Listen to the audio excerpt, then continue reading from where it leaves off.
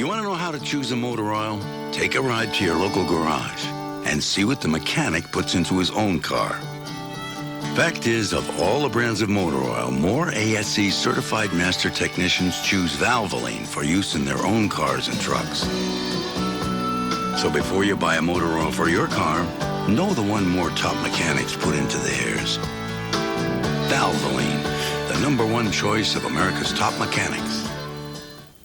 And driving the #6 Valvoline Ford Thunderbird from Batesville, Arkansas, it's Mark Martin. Ladies and gentlemen, as the drivers make their way to the cars, we'd like to thank the sponsor of this Winston Cup season finale, Napa Auto Parts. And here to get this Napa 500 underway are the most famous words in racing. Gentlemen, start your engine.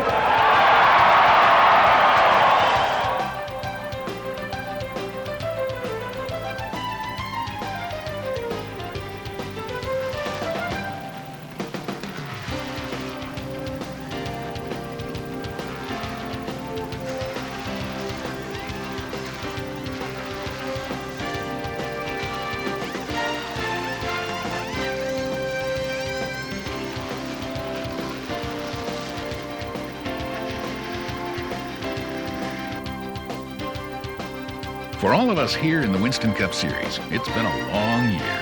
For some teams, the year's been better than others. But for us, here in the Roush Racing Camp, this season has run the gamut of emotions. In the course of 1 year, we, the Sunday Warriors, have felt the sweet thrill of victory and near victories with top 5 and top 10 finishes. I guess my favorite road story ever working here was my first Winston Cup win at Talladega this year. We're not really known for our speedway stuff, and to come up and win the race at the end there was a really exciting moment for me. And to stand in victory lane for the first time was a dream of mine since I was about 17 years old. I've been racing late models and worked my way up in the business, and to finally get there was really something. And then come on and win 3 more races this year was really good. And we really want to win Atlanta. We're really pushing hard for it. We got a good race car sitting over there. And now it's almost over. Just 328 laps to go in the Napa 500 before the final score is settled and a new Winston Cup champion is crowned. While we may be out of the hunt for the championship this year, we're still jockeying for position. According to how we run today, dictates either a 3rd or 4th place finish in the final point standings. But before this race gets underway, why don't you take a break and get comfortable? Come back to the Roush Racing Shop in Liberty, North Carolina, and see what this week prior to the Napa 500's been like. You'll see the hard work and dedication that went into preparing Mark Martin's Ford Thunderbird for what'll be some of the best beating and banging competition in the world. So what are you waiting for? Let's go.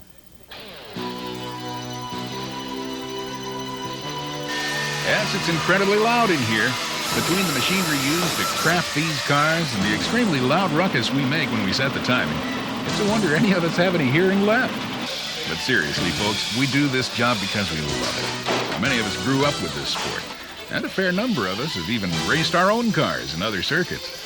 But no matter how similar or different our backgrounds are, we're all here at Roush Racing with one common focus: to win races safely and effectively. Hi folks, I'm Steve Neal, crew chief for the Valvoline Ford here at Roush Racing. While I've been around racing since I was 6 months old, my Winston Cup career actually started in 1974 when I went to work for Benny Parsons. In 1975, I was fortunate enough to get a job with the king, Richard Petty, and eventually worked my way to being his crew chief in 1981. In 1984, I took an opportunity to go to work with Dale Inman at Hagen Racing, where Terry Labonte carried us all to the Winston Cup Championship in 1984. In 1987, Jack Roush called, and from that moment on, I've worked on the Ford Thunderbirds here for him.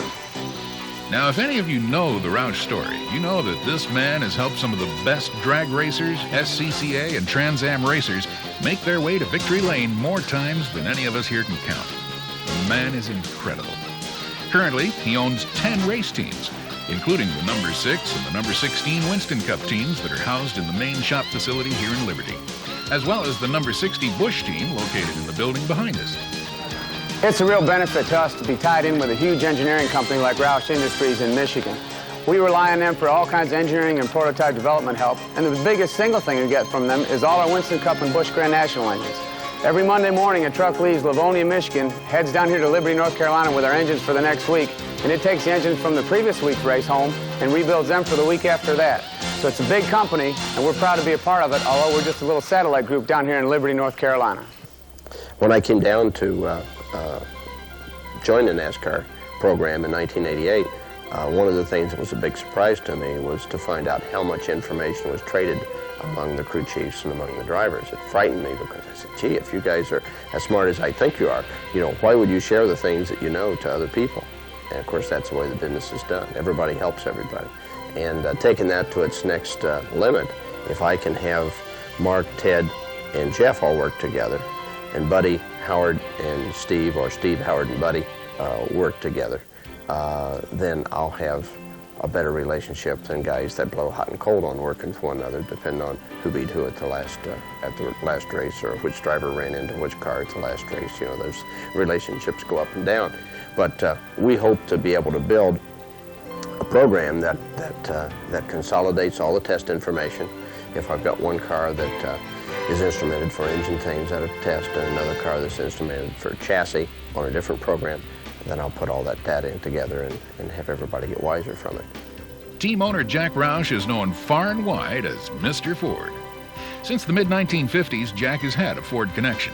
And today, with his race teams racking up thousands of pavement miles each year, Ford Motor Company depends on the Roush Racing program for research and development of their production vehicles. Ford gave me my first job out of college in 1964. I came out of Berea College, Berea, Kentucky, and I interviewed with the Air Force. I wanted to fly airplanes. They wouldn't put me in pilot school right away, so I took a job with Ford, and very quickly started racing with some of the Ford guys that had a program, a recreational kind of a club called the Fastbacks. They pooled their money, and 10 people paid dues and had a relationship with a Ford dealer, Stark Hickey West in Detroit there. And we traveled the country much like I do today with my Winston Cup program, except I drove virtually everywhere. And traveled the country, participated in a dozen big races a year, and without a major sponsor, really did a nice job. And anyway, Ford and its racing club gave me a chance to get started and learn a lot of things that I didn't know that were very important, and provided the basis for my automotive knowledge that really is the heart of my business and my racing program today. With 1 week to go before the season's final race in Atlanta, our Valvoline team prepares the Roush engines for race readiness. While they're assembled in Michigan, the motors are shipped to the shop for final preparation. We get qualifying motors ready for first round qualifying on Friday, and the race motors ready for the grueling 3.5 hours around Atlanta Motor Speedway on Sunday. At that point, endurance is everything. We take basically two different setups to the racetrack every weekend. One would be the qualifying setup, which we use on Friday, and the other would be the race setup, which we work on all day Saturday and hopefully works real good on Sunday. The qualifying setup, the car will be set up a little bit looser, have a little bit less spoiler, have a little bit more air in the tires. It'll be kind of geared toward just making a bunch of speed in one lap. We'll have maybe more gear in it, maybe less gear in it, depending on what size the racetrack is. But we quickly move away from that onto the race setup. And the race setup needs to work on old tires with half a tank of fuel, with no fuel in the tank. It's the kind of thing where you have to have a lot of experience on the driver's part, because he needs to know what the car is supposed to feel like on Saturday afternoon, so that Sunday everything will be A-OK. So it's a matter of getting all tuned in, the driver understanding what he wants, looking at tire pressures, looking at tire temperatures, making sure there's enough longevity built into our engines, making sure we don't have too much gear in the rear end, which would turn it too much. So the first setup, the qualifying setup, is probably the easiest with Mark Martin, because he's such a good natural qualifier. And the race setup takes a little bit longer to work out. Typically, Saturday afternoon, we're getting that all figured out. And if we do our good job on Saturday, we'll be in good shape on Sunday. Over here in the fabrication shop, with the Atlanta car near completion, other cars are being prepared for an upcoming test date. Even though the race season is coming to an official end, the work at the shop never stops. In the off-season, from the dropping of the checkers in Atlanta to the green flag in Daytona, our team and the other 40-odd Winston Cup teams go for scheduled tests at various tracks, which of course are all under the watchful eye of our sanctioning body, NASCAR.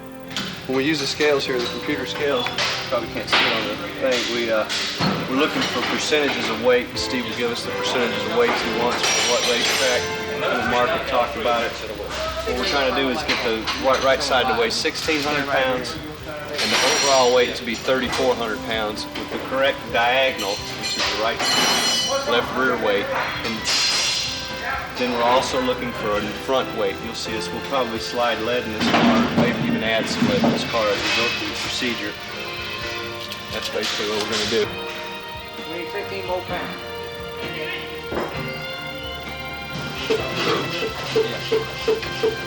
Just an extension will do. Your thing will probably do. Bitch, you got it. We pull a 50 around there, we're going to be on that hole. We pull a 50, we're going to be nothing but right. Carrying the money. While any week before a race is extremely hectic and pressure-filled, we sometimes just have to take time out for a few laughs.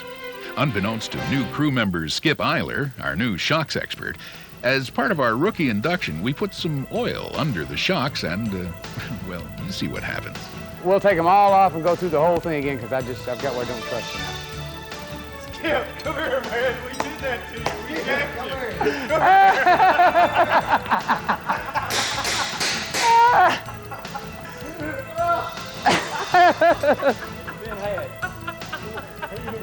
He was tore up. Well, they poured oil under one of the shocks in there, and the shocks just don't leak oil unless there's a bad problem, and they were trying to get me in trouble. Is what they were trying to do. No, we had Steve in it. You had Steve in it too? Yeah.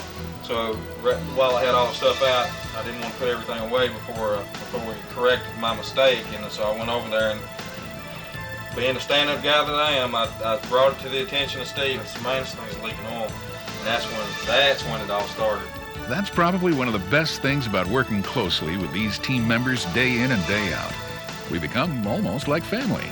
We laugh together and sometimes cry together, which is why safety is so important. We don't want people we care about getting hurt. One area where crew members are especially concerned with safety is the fuel cell. Let's look at this car here and you can see this car's dirty. We just raced. The cell fits down in this cage here, and this is a full frame assembly that goes around it. And if you back a car in the wall hard, which is what happens with these cars, it'll crush this area. And what we're trying to do with the check ball assembly is as the fuel cell's crushed, it pushes this ball up and locks in to this piece here, which is the fuel filler neck, and you can see that's a positive seal that keeps fuel from coming out of the race car. That helps to safeguard the drivers and the people who are going to come and help the driver get out of the car after a serious accident. Mark hasn't been hurt in our car since I've worked here, and we try to make sure that our stuff's as safe as it can be, because Mark's the future of this race team, and we don't want to have any problem with it. And I kind of like the guy anyway too, so we work hard on our fuel cells. The foam inside helps absorb a lot of the impact, as you can see. I'll just kind of disassemble it here. This fuel foam, the fuel flows through it real good. It's real coarse, as you can see. It's not like your dish rag or something. It's real coarse, so the fuel just flows through it real well. This helps absorb the impact of a crash too, and keeps the fuel from sloshing in there. We don't want the fuel to slosh at all. This piece fits there, and then this is with the fuel pickup that we use. It's designed and built here at Roush Industries. It sits in the corner of the cell just like that. And there's two doors, these trap doors. It allows the fuel to flow in, and then the door's shut. So as the fuel cell gets low, the fuel level gets low in here, the car goes in the corner, it'll fill this box up, and then when it's going down a straightaway, this box is full and these doors are closed, and it still allows fuel to be picked up. That's one of the things that you really got to work on in Winston Cup racing, especially with a Ford. The fuel mileage isn't as good as a Chevrolet sometimes. The motor seems to use more fuel. So we work hard on getting our fuel cells to pick up as much as possible. You're only allowed 22 gallons, but the key is picking up those 22 gallons. And we work hard at trying to get that. Some of our cells are better than others. We have one that we race everywhere on the big tracks. It just seems to pick up a little better than some of the other ones. And a lot of it is the way this box fits in here. And I'm trying to duplicate that right here on this cell. That's the car we're going to take to Atlanta, has that fuel cell in it. Even though we're busy working on the cars, we often stop and answer questions or sign autographs for our dedicated Roush Racing fans. Yes, like many of the race shops, ours is open to the public.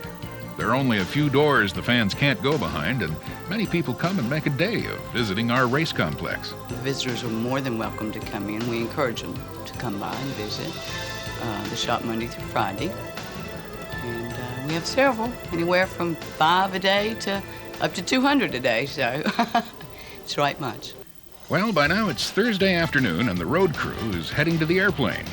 But this is where Dennis Ritchie comes in. As our truck driver, Dennis is responsible for getting the car to the track. Like if we have to be there on Friday morning at the racetrack, we usually try to pull out here at the shop around dinner time the day before we have to be there. And then NASCAR has us parking the trucks at 6 o'clock on Friday mornings. And then the other crew members, they come in at 7. So your truck driver's up a good hour to hour and a half before the rest of the crew is. And NASCAR parks the trucks in the order that you are in the point standing. The first 4 races of 1996, you park on 1995's points. Then when we get to Atlanta, you start on the 1996 points. Whoever's, of course, you're a Winston Cup champion for 1995, always parks first. Whoever's leading the points then, say it's Dale Earnhardt, would park second. If Mark Martin's second in points, he would park third and on down the line. And it stays that way throughout the year.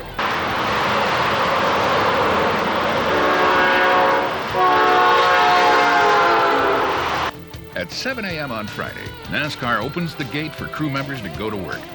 And before a car can go out and practice, it must pass NASCAR inspection.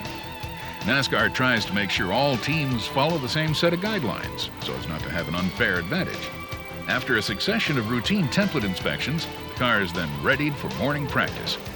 It seems that all the teams are trying to find the perfect setup. In between practice laps, Mark tries to make time for his fans, but all the while, his mind is focused on what it'll take to gain the pole position. The drivers and crew make their way to pit road for that one pressure-filled qualifying lap. 48 teams have shown up to try and make the show. 6 teams, however, will have to go home.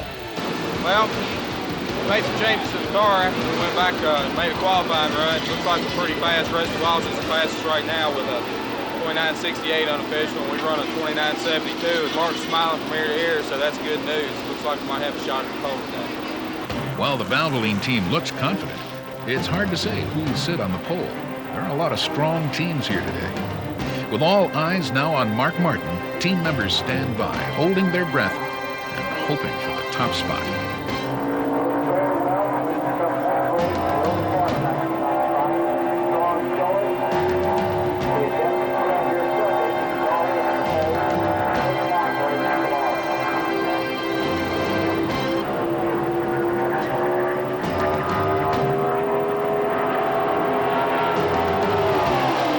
But it just isn't there.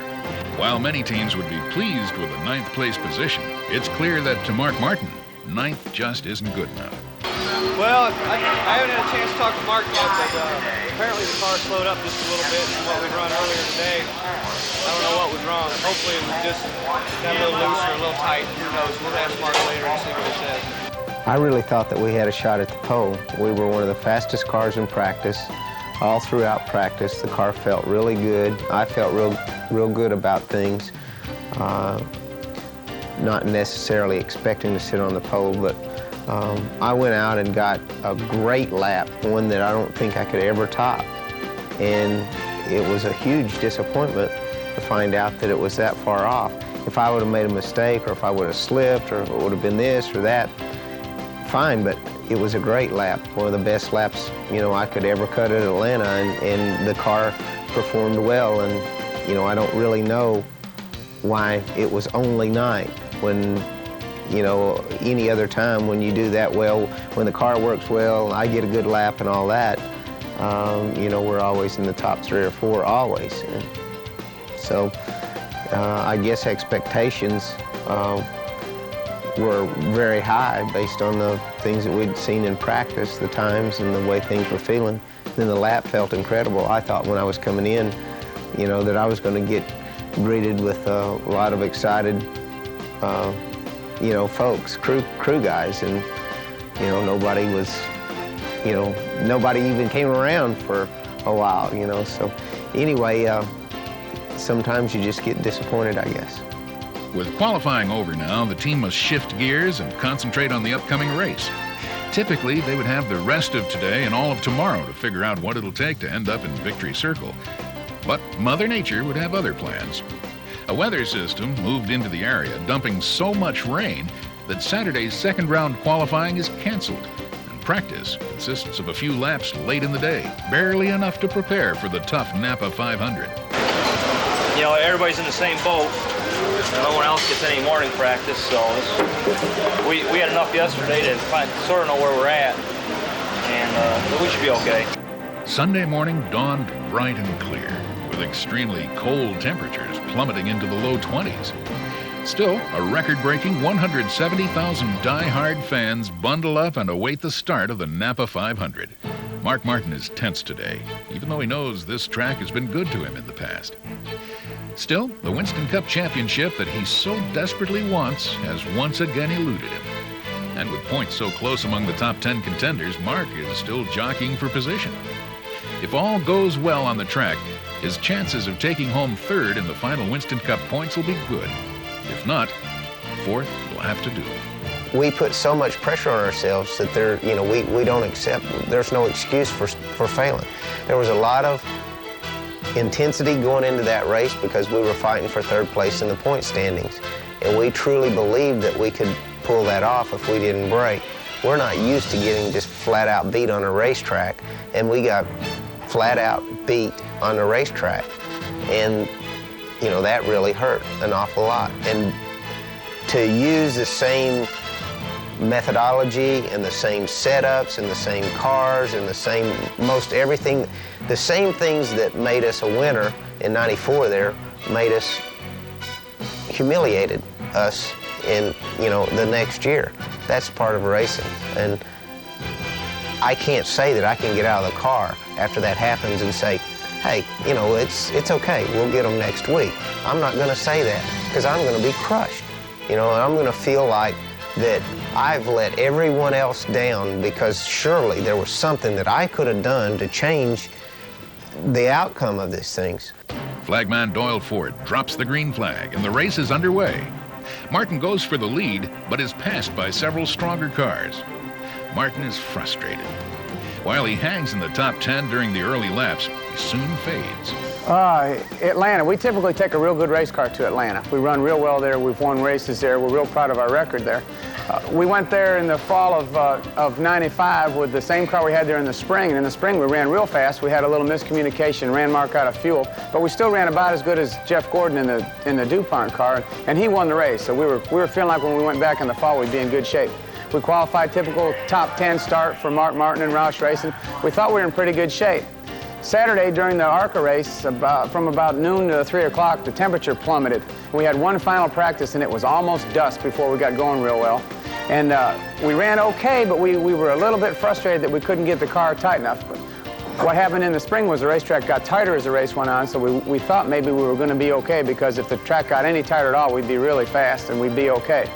Unfortunately, on Sunday, that didn't happen. The track got looser, so the guys that started out a little tight actually got faster than us, and those of us, the 24 car included, that ran good in the spring on a loose setup, got looser and looser and looser as the day went on. So we had some major chassis problems there all that Sunday afternoon. We wound up 14th or 17th or something like that. So we were real disappointed when the end of our season. We thought maybe we'd hurt the race car. So we brought it home, measured it all. Everything was just fine. It was just a matter of we didn't communicate well enough with each other, didn't understand which direction the racetrack was going to go in. Took a little gamble with an understanding for what the racetrack had done in the spring, and the racetrack went 180 degrees from that. So we ended up hurting ourselves and not running like we wanted to, but we're anxious to go back to Atlanta and prove we know what we're doing. The crew tries to make critical adjustments during the pit stops, but it isn't enough. This would be Chevrolet's day, as Dale Earnhardt would take the checkers and Jeff Gordon the championship.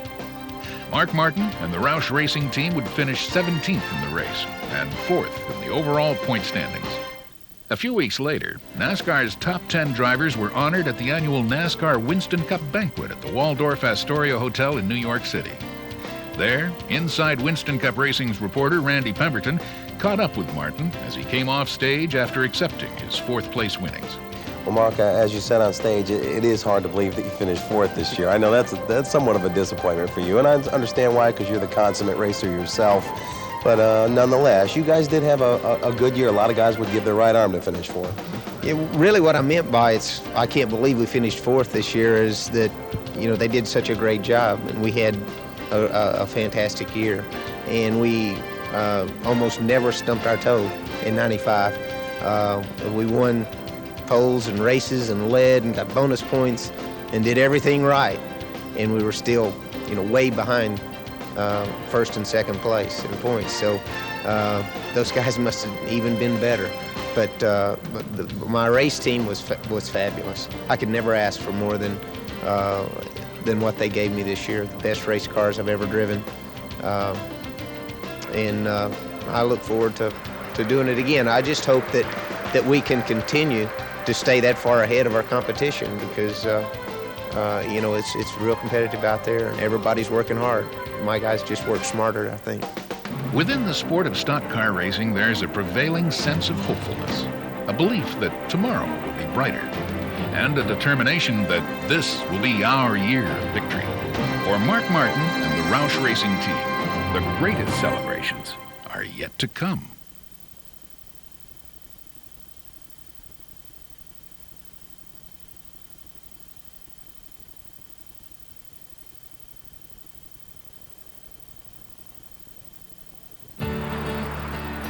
These Napa Auto Care Centers give you the best of both worlds. You get a local owner who really cares, the backing of Napa, America's most complete source of auto parts. Now, Napa Auto Care Centers have the Napa Card, an instant line of credit with 90 days same as cash on purchases over $200, and a warranty that's extended to 12 months, 12,000 miles. The Napa Card, available at Napa Auto Care Centers and Napa Auto Parts stores. America, run.